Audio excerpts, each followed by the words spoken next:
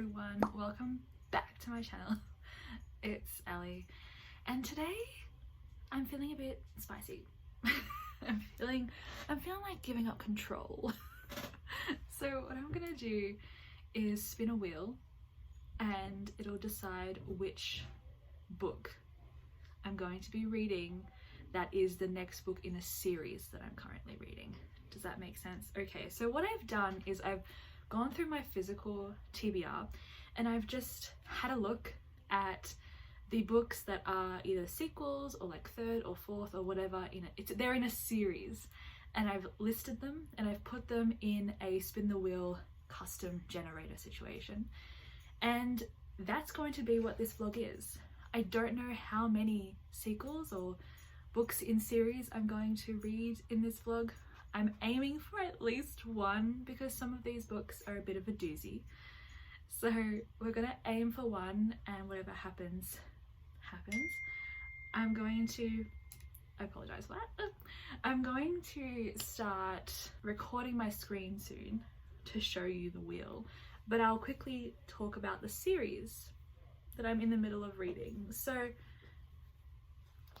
anyway, so I'm in the middle of reading 11 series. Now, that's not quite accurate because I have a lot on my shelves, a lot of books that are first in the series and the second book hasn't come out yet.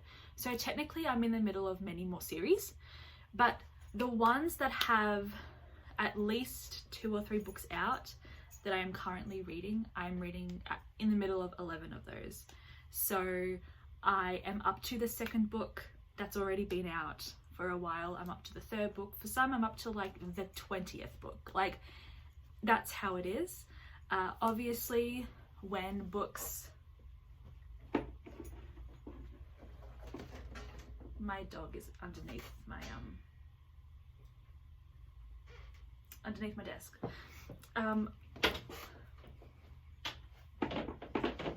Anyway. So, and obviously when books come out in various series that I'm reading, for instance, I read Fourth Wing, okay? I fucking loved it, and I pre-ordered the sequel. When that sequel comes out and it's on my physical TBR, you best believe that is being put in this list, and we are going to be spinning wheels with that book in it. So I have to own it. It has to not be the first in the series because I'm not starting any new series, I'm reading through them. Am I making myself... Anyway, let's talk about the series, okay? So the first book is The Dragon's Promise by Elizabeth Lim. Now this book is the last book in a duology, but I'm pretty sure Elizabeth Lim has come out with her Radiant Curse recently that is within the same universe. It's like a companion series, but it follows different people. But I loved Six Crimson Cranes. I thought it was really fun and just one of the very rare like young adult fantasies that I really enjoyed when I read it. Was it last year or the year before? I really enjoyed it. I thought it was a good time. So that's on this list. I then have Foul Lady Fortune. Now, this is a companion series to the These Violent Delights series. So that's how I'm categorizing Foul Lady Fortune, because you can't technically read it without having read These Violent Delights duology. But Foul Lady Fortune is by Chloe Gong. I thought These Violent Delights duology was fine. There were parts of it that I really loved and parts of it that I thought needed a lot of work. So I'm interested to see how the premise of this is executed. Then I have The Atlas Paradox by Olivia Blake. I am so excited for this book, but I've been terrified to read it. I loved The Atlas 6. It was definitely worth the hype, and one that I wasn't expecting to like. I kind of went in a bit, I don't know, not judgmental, but kind of, because I've had really bad experiences with books that are super hyped on TikTok. They're just never for me. But The Atlas 6 was definitely one for me, so that's The Atlas Paradox is the sequel to that. I then have The Testament of Margaret Atwood. It is technically a sequel of The Handmaid's Tale that nobody asked for, but I have that on my list. I need to read it. It's on my high priority TBR because it's literally been on my shelf since it came out. and I need to read it.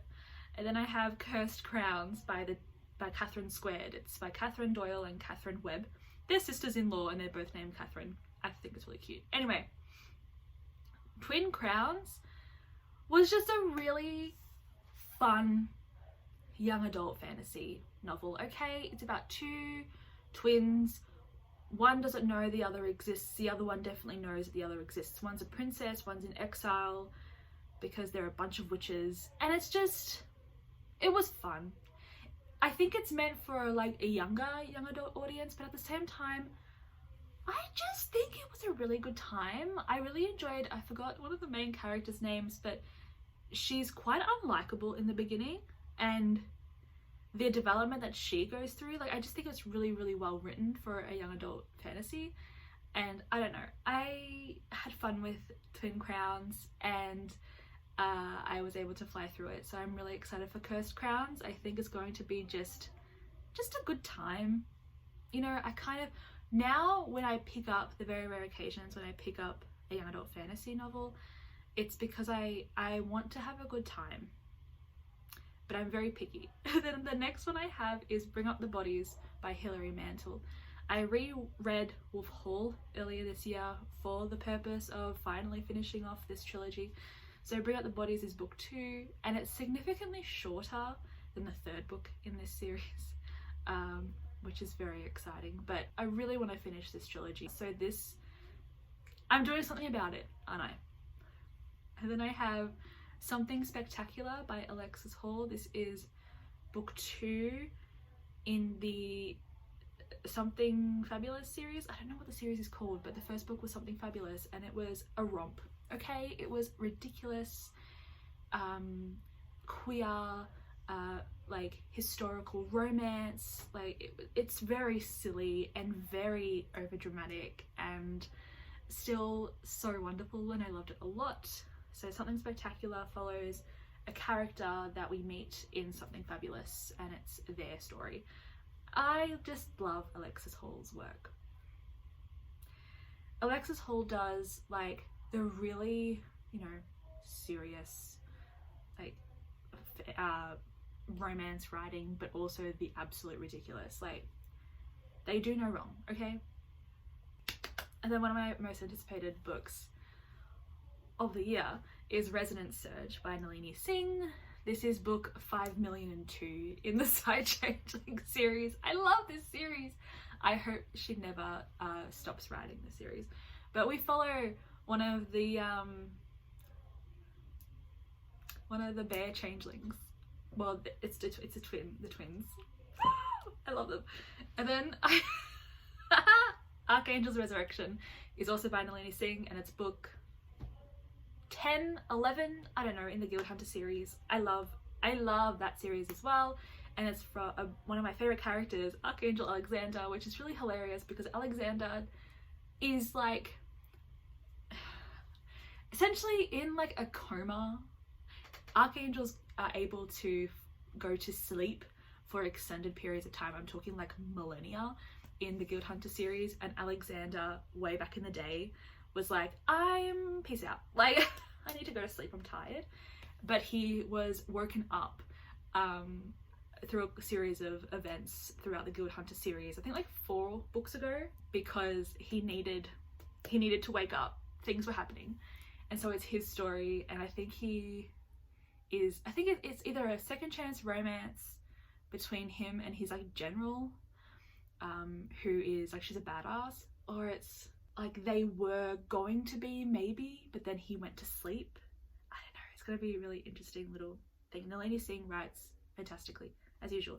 And the next 2 books I put on for shits and gigs. It's Lover Eternal by J.R. Ward. If you haven't watched my July reading wrap up, where I literally spent like 30 minutes ranting about Dark Lover, which is the first book in the Black Dagger Brotherhood series by J.R. Ward, please go and watch it. I went off. Lover Eternal is book 2. If you hear my mum in the background, it's because she's having a very interesting phone call with whoever's on the phone with her. And then I put in Shadow Flight by Christine Figan. Okay, like, I wasn't going to continue reading this series, but I forgot that I actually own Shadow Flight, which is book 5 or 6, but I wasn't going to read them, but why not? Okay, so let me begin recording my screen so I can show. Let's hit record. Okie dokie, so here it is. Hopefully you can see. Now, as you can tell, I've got all of the options on the side here, and they're all there. I'm really scared to touch this. So we're gonna click to spin, and we're going to see what book I'm going to be reading first, or maybe only this book, who knows. Again, I'll do one spin, and if I was going to do something different, if I do another one, I'll do it later. Okay, let's spin. I'm procrastinating. Okay. I'm not looking at the screen. Okay, so I'm gonna just see how this one is, and if this is a short-ish book, then I might spin again so I can have 2 books for this vlog. But I don't know. I'm not looking. Okay, I'm looking now. You can see what it is. Okay. Something spectacular. Oh my god, that is so fun. I was not expecting. Let me pick it up. I don't know what I was expecting, but I wasn't expecting that. Okay. This is my edition. It's very pretty. Okay, I'm going to be reading something spectacular. Okay, this was also one of my most anticipated reads of 2023. But I'll be reading it for this. Fantastic. This is not even 300 pages. It's 319 pages. I might spin again and just have 2 books. What do you think? Shall I read the blurb? Peggy Delancey is not at all ready to move on from her former flame, Arabella Tarleton. If you've read Something Fabulous, Arabella. But Belle has her own plans for a love match, and she needs Peggy's help to make those plans a reality. Still hung up on her feelings and unable to deny Belle anything, Peggy reluctantly agrees to help her woo the famous and flamboyant opera singer Orfeo. I'm saying that wrong. She certainly doesn't expect to find common ground with a celebrated soprano, but when Peggy and Orfeo meet, a whole new flame is ignited that she can't ignore. Peggy finds an immediate kinship with Orfeo, who's just as non-conforming as she is and just as affected by their instant connection. They've never been able to find their place in the world, but as the pair walks the line between friendship, flirtation and something more, they may just find their place with each other. Okay. And look at the cover art. Are you joking? Are you absolutely joking? Okay, I'm going to spin one more time. Yes, so I'm going to remove that and we're going to spin again. And that way I have another book if I finish that one. What do you think it is? I sort of got it for J.R. Ward. I'm gonna die of laughter. Bring Up the Bodies by Hilary Mantel. It's like the universe knows that I really want to read the Thomas Cromwell trilogy. This is going to be read. It's going to be read for this vlog. Okay. Oh, how wonderful! This is a really good pick. Okay, so I'm really happy. So this is Bring Up the Bodies book 2 in the Thomas Cromwell trilogy. Now it follows Thomas Cromwell, obviously, and he's now the chief minister, with Henry captivated by enigmatic Jane Seymour and rumours of Anne Boleyn's faithlessness whispered by all. Cromwell knows what he must do to secure his position, but the bloody theatre of the Queen's final days will leave no one unscathed. I think I've been really hesitant to finish this series because I know how it ends, like historically we all know. Sorry, Hunter. But this is a good time as any. It's a good time as any. Oh, how wonderful. Okay, so I'm actually going to start with Something Spectacular by Alexis Hall, and I will keep you updated. Wish me luck.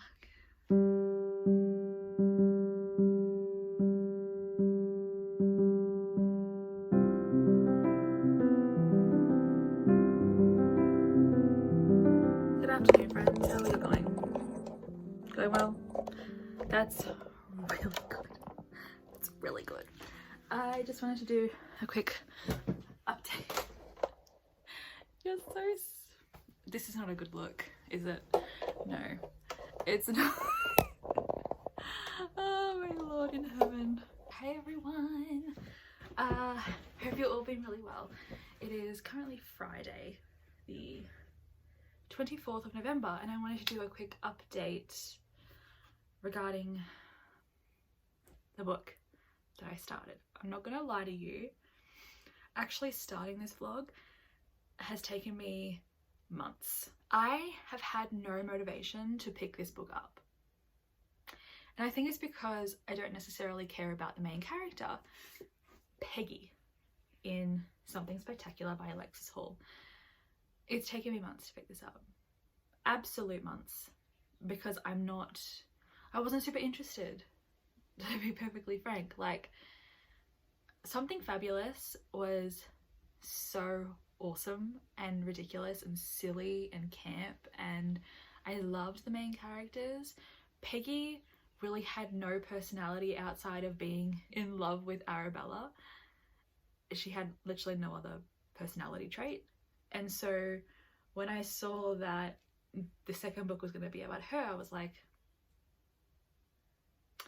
but I still pre-ordered it because I really love the way Alexis Hall writes these types of novels.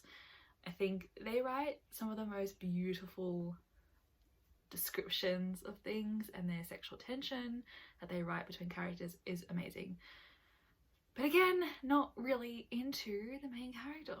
But I finally picked this up because I've been on a real kick and like in love with reading again. Like, not that I ever fell out of love, but November has been a really good reading month, and so I was like, you know what, I'm gonna start reading it, right? I need something a bit fun and ridiculous. So I started reading it. I'm 130-ish pages in, and it's fine.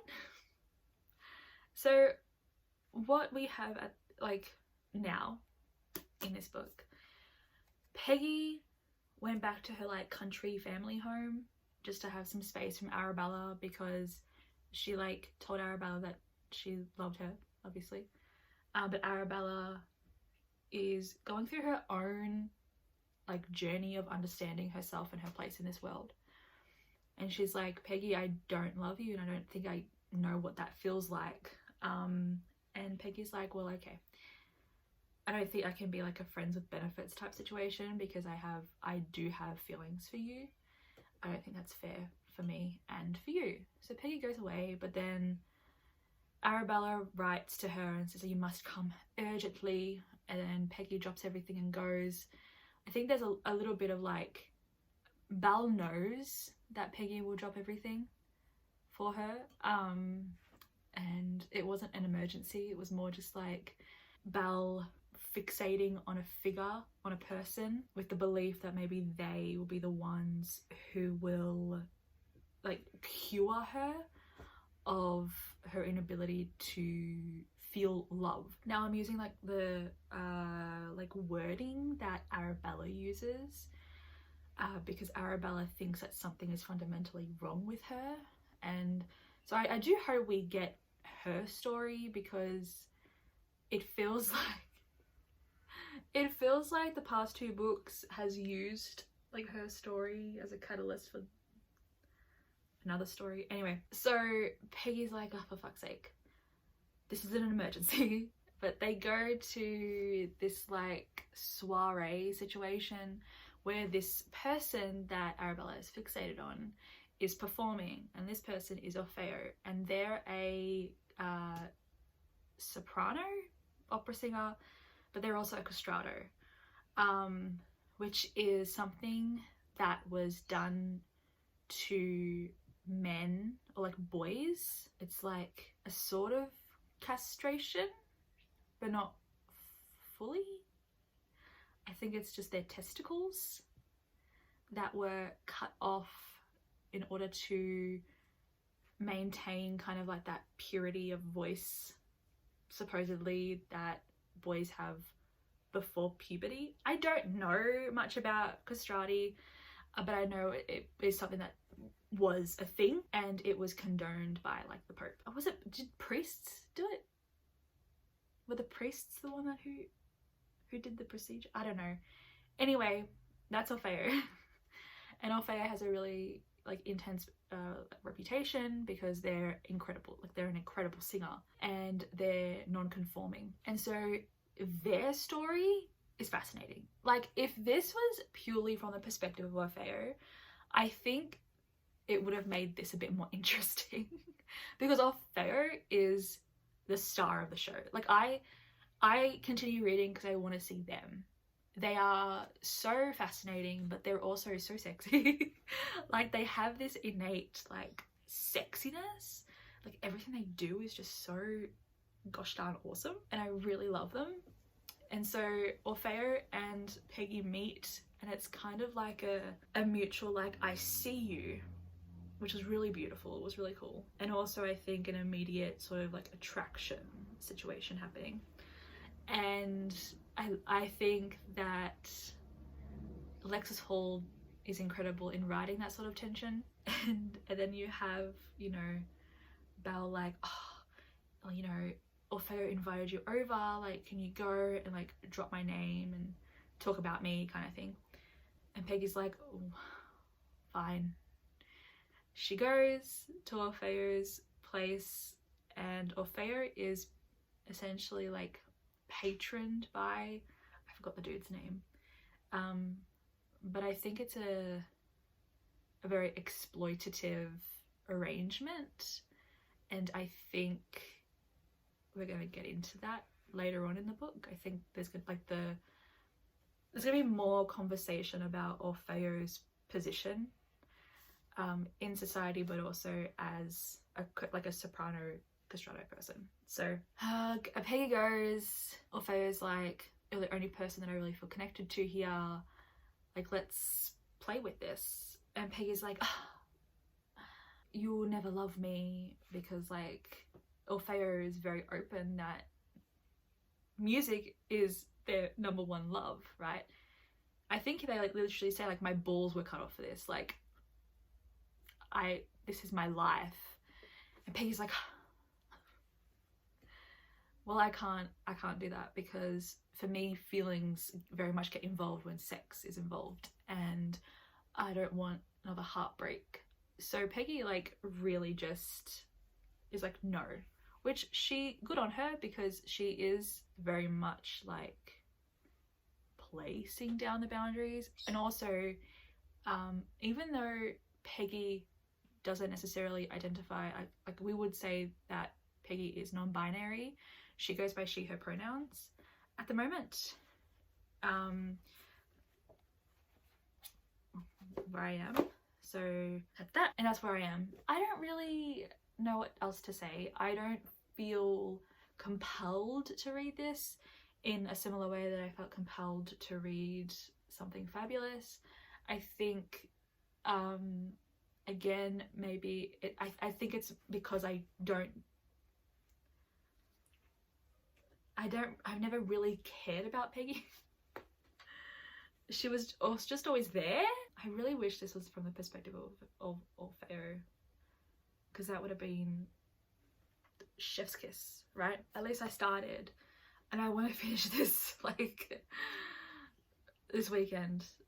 Honestly, if I can get as close to finish as possible today, that'd be amazing. But like, I don't want to be spending the entire weekend reading this. That's how it feels, because I have no compulsion to pick this up at the moment. And I know I'm like, oh, it's like kind of sparkly. Oh, that's so cute. I do love these covers. I think they're just so gorgeous. I don't know, I just really love them. But yeah, I'm not super in love with this, which I was expecting, unfortunately. But I don't know. Also, like, I think my mood is definitely affecting my reading of this. I've been so incredibly exhausted. I've been so incredibly exhausted, and I went to Phillip Island, and I was like sleeping here until like 11 o'clock, like, which I never do. And I don't know if that's because I was like allowing myself time to relax, but this is really strange. My doctor took me off my iron supplements. I don't think that was a good choice because I feel constantly exhausted. So I think that's also affecting my reading of this. It wasn't affecting my reading of any other book. I just finished like 3 or 4 books back to back were 4.5 stars, 5 stars, 4.5 stars, 5 stars. So I feel like the high, now I'm going low. But anyway, that's my update for Something Spectacular by Alexis Hall. I'm planning on finishing this as soon as possible, which I will obviously update you when I do. And I'm gonna go and maybe make myself a cup of tea because I need some sort of caffeine. Apologies for the lighting, as always. This room is shit for natural light, and don't look at all of this. It's just chaos. It's chaos. Okay, update time. I finished Something Spectacular last night. It was not spectacular, but it was still fine. I gave it 3.5 stars. My issue with this one, is I didn't like Peggy.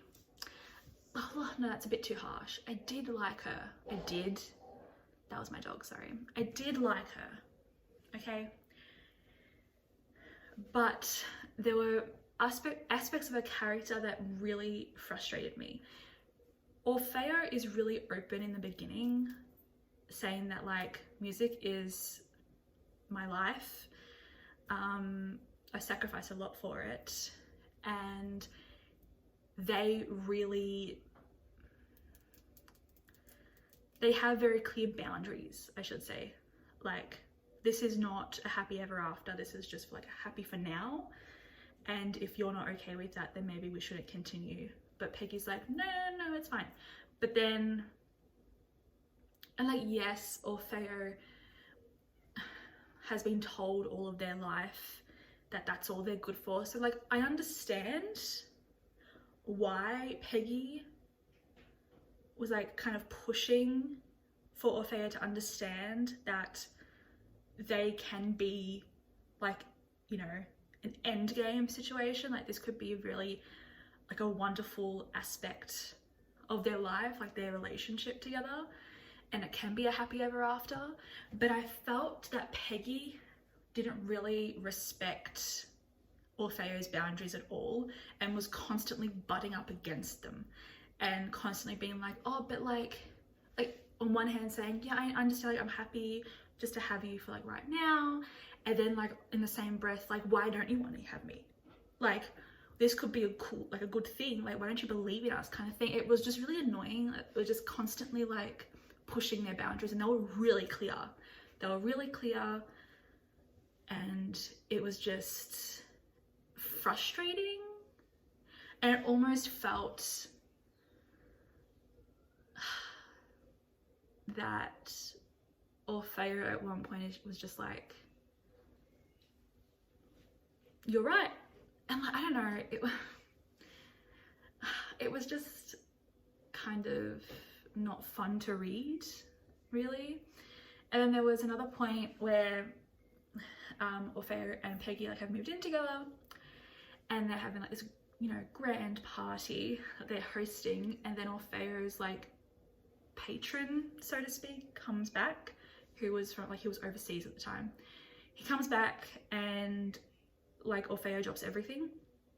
And I don't think that dynamic between, was it the Marquess, whatever they're called. I think he was a Marquis. That dynamic was not at all explored well, because from that, like when Orfeo sees, what was his name? Nicholas. When Orfeo sees Nicholas, he like they shout Nicholas and run straight towards him, and like, you know, goes into his arms, and Peggy's just like watching, and then Nicholas is talking but like manipulating Orfeo. Like, it's very, very clear that it is manipulative, and Orfeo essentially like doesn't get bullied, but he gets manipulated into going back with Nicholas, leaving Peggy all by herself. And that was really strange, because it was such a weird third act conflict, because that dynamic between Nicholas and Orfeo obviously was incredibly problematic and should have been, like, it was written to be problematic, right? So it should have been explored a little bit, except like it was maybe the last 70 pages. And so you have like this entire story where the Marquis is alluded to, and like Peggy's like, oh, that's a bit weird that he doesn't let you control your own money. Like, these little things that are problematic. And then at the end, when Orfeo decides to come back to Peggy, which again, so weird. Like, it was not a very good third act conflict. I think it felt very rushed. But then Orfeo was like, oh no, like, Nicholas is not like that. He's actually like, you know, quite kind and blah, blah, blah. And Peggy's like, oh, I know he's like, you know, he's not as bad as he sounds. Like, I should, you know, see him in a better light, but blah, blah, blah. And it's just like, wait. Throughout the whole novel, Nicholas is being portrayed as this manipulative, conniving, well, not really conniving, but manipulative, almost, I want to say like, what's that word? Emotionally and like mentally abusive, because he pushes this perception that Orfeo is only worth anything because of their ability to sing, and outside of that they have no like future unless they have like, they live for music. And so that you have this entire book that's like the characterization that's being pushed, and then all of a sudden it's like, oh, he's actually like a sweetie. What? It felt like Alexis Hall halfway through was like, oh shit, I want Nicholas to be a romantic lead for a future novel, so therefore I have to make him not as bad as he has been sounding. Like, that honestly felt like what Alexis Hall was doing. Like, Nicholas is going to be a future character, and changed the characterization of Nicholas. Like, and at no point did we get any sort of like, again, further exploration where maybe that characterization that's been pushed throughout the entire novel is changed or like shifted. Like, there was no real scene with Nicholas and Orfeo maybe having a conversation about this. Like, I honestly think at the end Orfeo's like, oh, Nicholas let me keep my assistant, and he let me keep on doing my investment in like the tailor shop, so they can't, like, you know, he's actually quite kind. And it's like,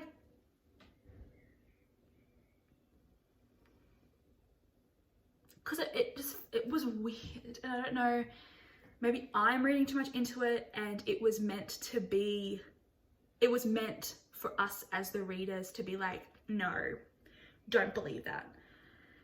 The only reason why I don't think that is because of Peggy's reaction, because Peggy was like, oh, but still, like, okay, that was nice of him, but like, but still, it's like, no babe, it's like the bare minimum.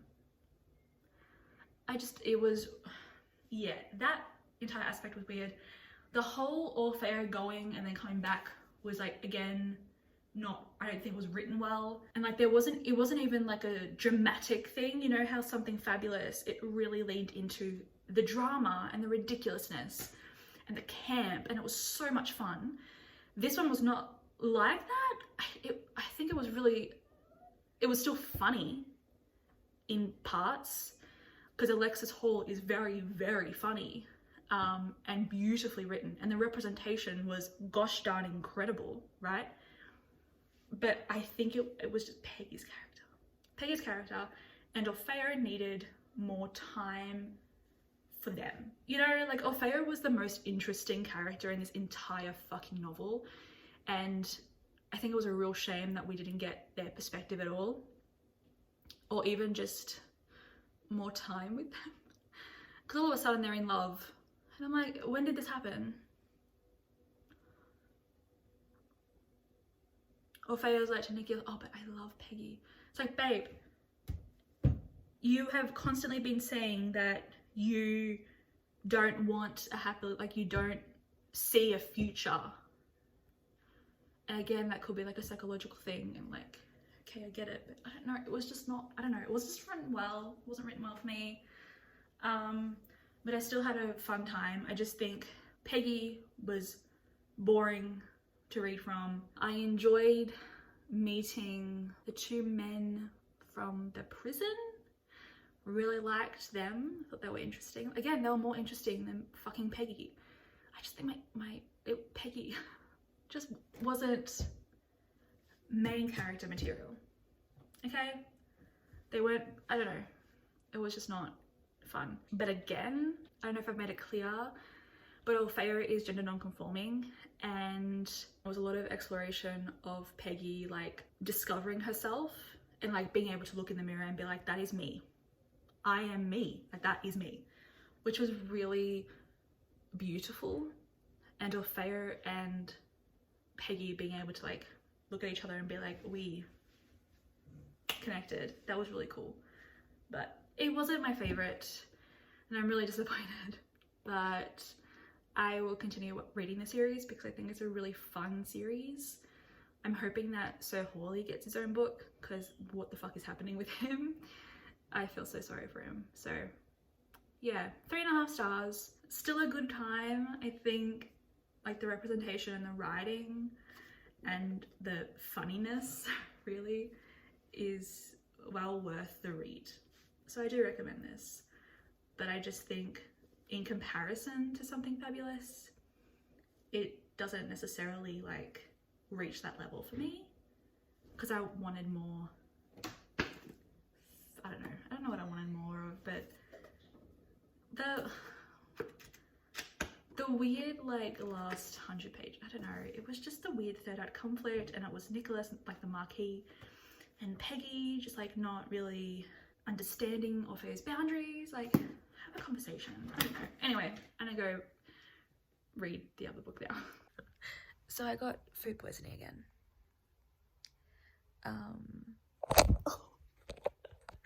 So not fun, but I think I'm getting better. But I just wanted to update you all. I started reading Bring Up the Bodies by Hilary Mantel. I'm like 20 pages in. I'm not gonna lie, even though I feel like I only recently reread Wolf Hall, I listened to the audiobook. It took me a bit to remember, and like I got really confused. I was slightly confused. And it felt like it was hurting my brain more than I anticipated. But the writing is gorgeous as usual. It's already, you know, dramatic and wonderful. I kind of miss Wolf Hall though, I think I loved the build up of Thomas becoming Thomas Cromwell, you know what I mean? So I'm interested to see how this goes, but I just thought I'd give you a quick update because it's been a few days. But yeah, I just had the worst luck this month. Like, it's nearly a month to the day. I think it's just over where I got like food poisoning a second time. Like, I don't know, it's ridiculous. I haven't eaten anything in nearly like 24 hours because I'm too scared. But I think I might have like salada biscuits or something. It's just fucking weird, and I just have to learn to, you know, not eat. Like, seriously, just don't eat out. Literally. Anyway, I'm going to watch more YouTube because I don't have the capacity to like read right now.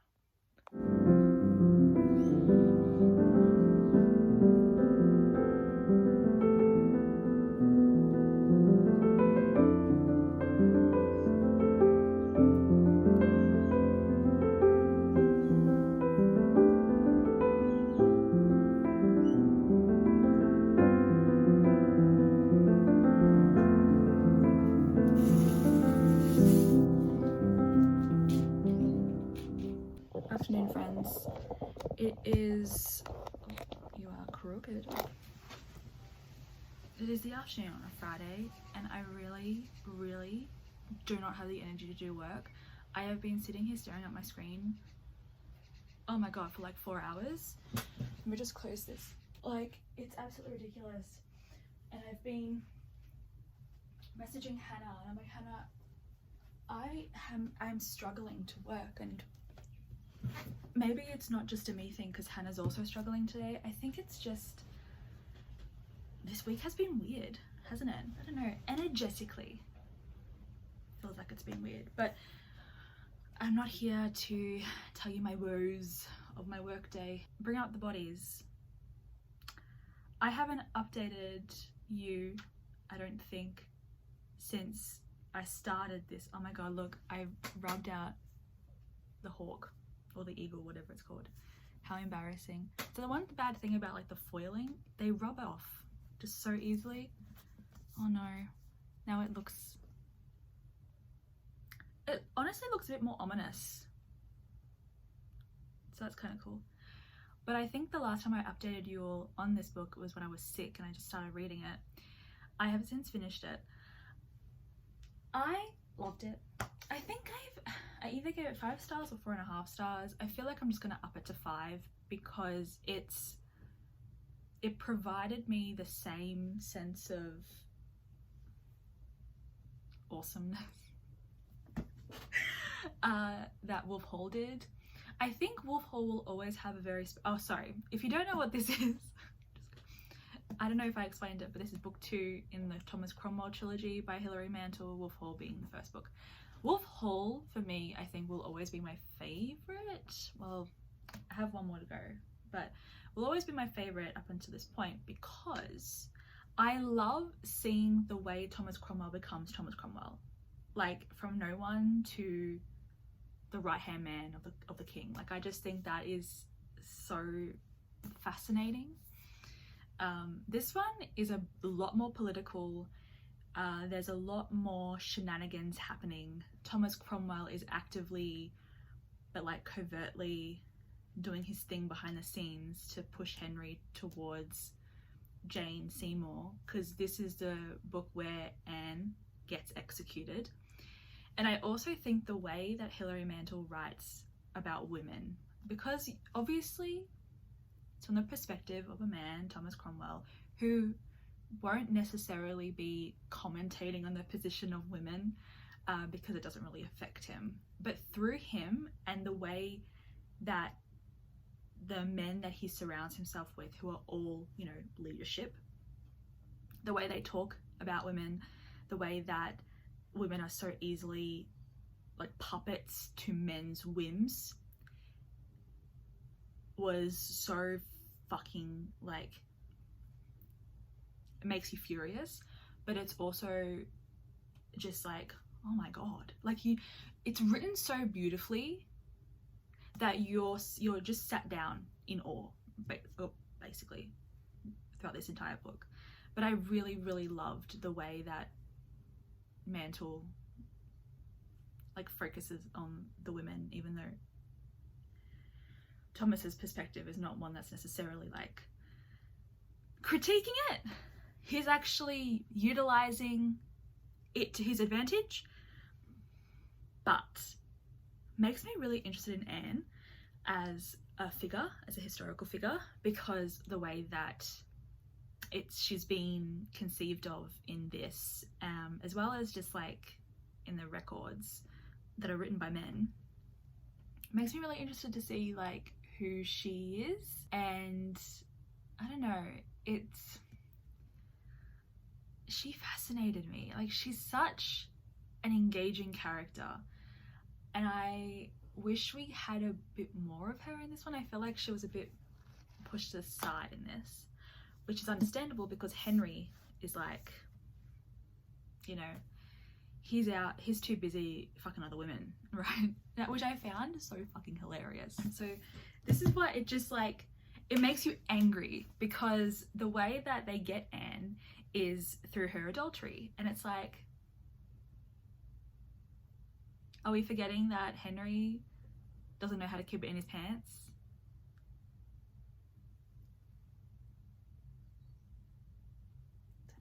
That was so weird. That car went past so slowly. That is so creepy. Anyway, and Henry just didn't know how to keep it in his pants, right? Like, he was out here just doing what he wants to do. He's like sending love letters to Jane. But not only that, he's going to other women for sexual pleasure, especially when Anne's pregnant. But I think because back then, like, when a woman's pregnant, you can't have the sex with them.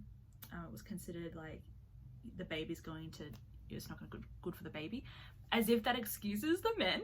But so like, Henry is an adulterer, but they get Jane on adultery. And it made me like, I'm laughing because of how fucking fucked up it is, right?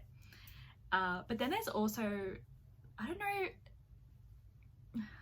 like know if this is true. I have to look it up. But did Anne and her brother, you know, was that an incestuous relationship that actually happened? I need to research it, because it's like so easy for a man to be like, yeah, that's what we did, and like no one believed the woman.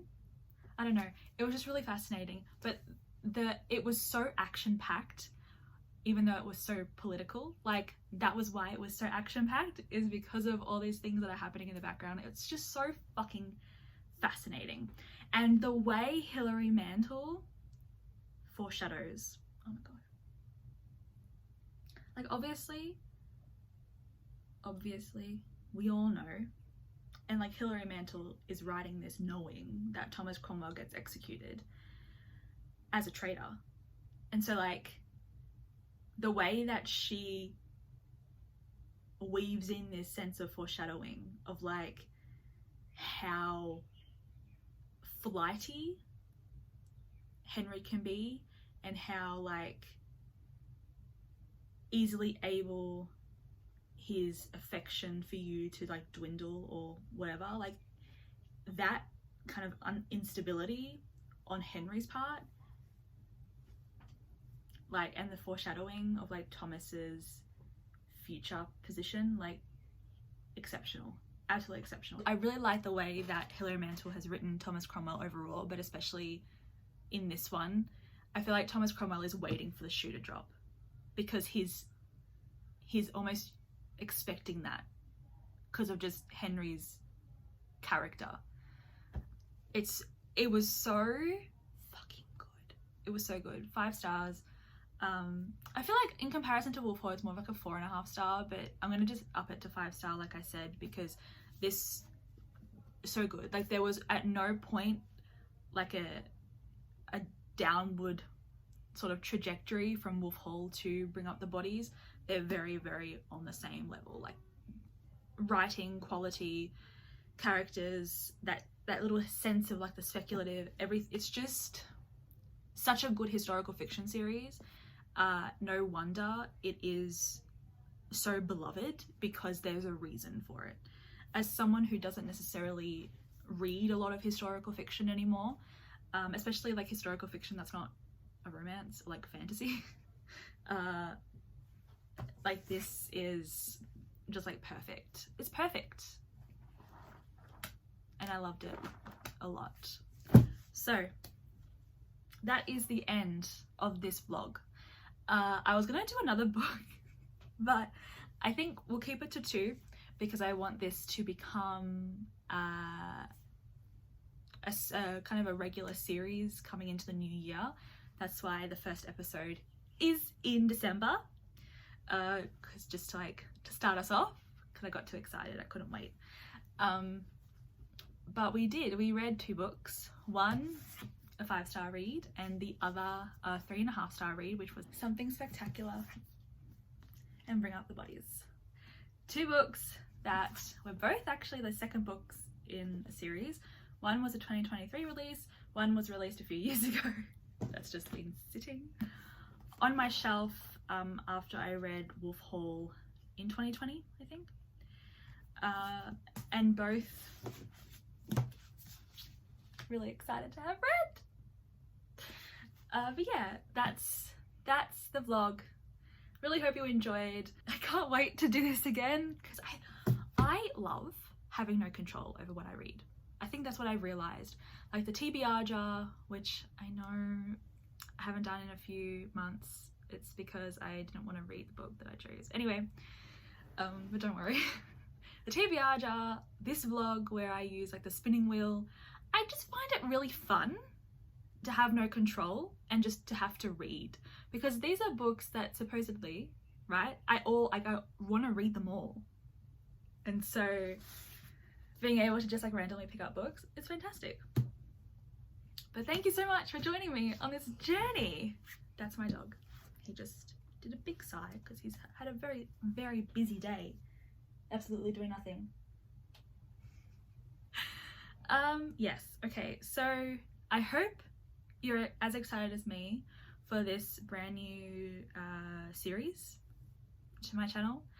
I don't know what I want to call it, but it's along the lines of catching up on series, reading as many series as I can. I don't know. We shall see. We shall see what happens. But I think that also means that I might have to go through my TBR jar and get rid of all the series in there, like the sequels and stuff. Especially in light of the one that I'm filming now.